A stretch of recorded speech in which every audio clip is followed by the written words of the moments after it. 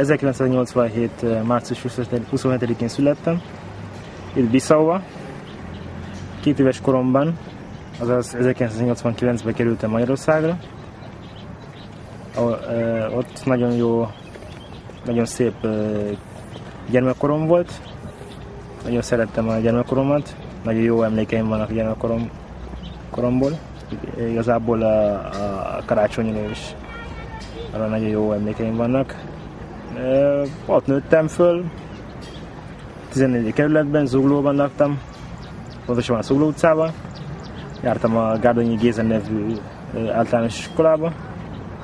Ott tanultam egészen 8-ig, ahol voltak nagyon jó barátaim az iskolában.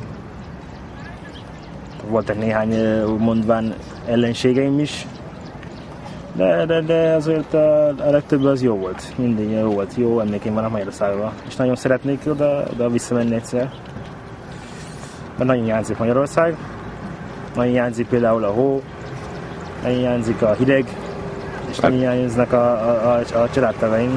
Úgy, mint egy csodababát, mert amikor vittem először bemutatni, akkor szót átléptem hozzá. Bejött a homokozóba, és a gyerekek oda mentek egy bottal, és kezdték a szemét szurkálni. Azt hitték, hogy játékbaba. Göndörhaja volt, gyakorlatilag volt, hatalmas kerek szeme, bájos kis kölök volt, és mondtam, hogy gyerekek, ez nem játékbaba, ugyanolyan élő húsvétbaba, mint ti vagytok. Szótán kellett hozzáírni, mert alapjában nagyon kevés szót tudott a saját nyelvén és a törzsi nyelvén, én tanítottam meg a saját nyelvére és meg magyarra is. Hát nekem a kedves emlékeim az mindig azok a karácsonyi dolgok voltak, az ünnepi dolgok voltak, és a jó barátaim, tényleg jó barátaim, akikben mindig számíthattam. A családom. Akkoriban még szocializmus volt Magyarországon. Milyen volt akkor együtt élni egy fekete férfival, illetve egy színesbőrű gyermekkel? Tragédia volt. Elmészem a férjemmel 73-ban ismerkedtünk meg, akkor még a Kádár rendszer volt, és az volt a Magyarország kormányának a feladata, hogy minden fejlődő országbeli kormányfőt, politikus meghívjon, hogy ismerkedjen a magyar kultúrával, meg az európai kultúrával. Így ismertem meg a férjemet, hogy elmentem a nagykövetőkkel interjút készíteni. És a férjem egy vidéki csoportban volt. És akkor megláttak engem az utcán, akkor dobáltak kővel. A házmester elárulta, hogy engem egy afrikai fiú kísérget haza, tehát a szüleim nem tőlem tudták meg, hanem a házmestertől. Nagyon nagy bottán csaptak. Verekedtek, a férjemet elrángatták a buszról, hát minden rosszat elmondtak rólam is, meg a férjemről. De én váltig ragaszkodtam hozzá, hogy én ehhez a fiúhoz hozzámegyek feleségül, mert nagyon szerettük egymást.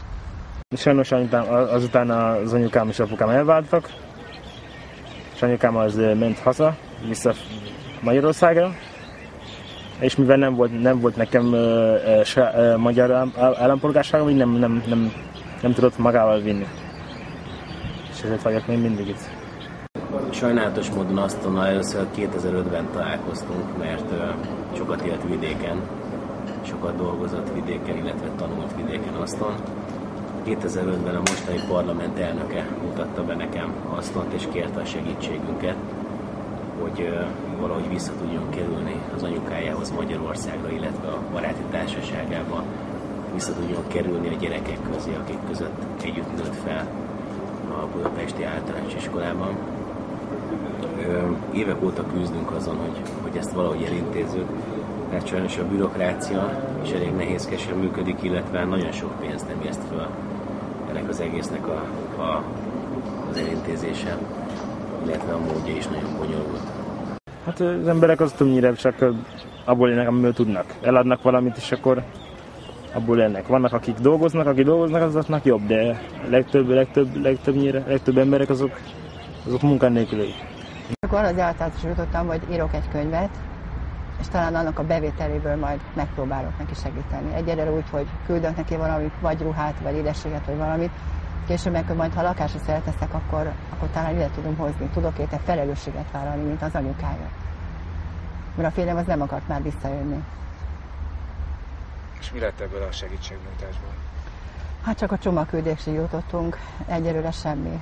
Meg hát tartjuk egymásban a lelket, levelezünk, megírtam a könyvet, de nem profitáltam belőle annyit, hogy abból bármit el tudtam volna kezdeni. Azóta is albérletben lakom, vándorolok, szinte 3 évente új albérletet keresek.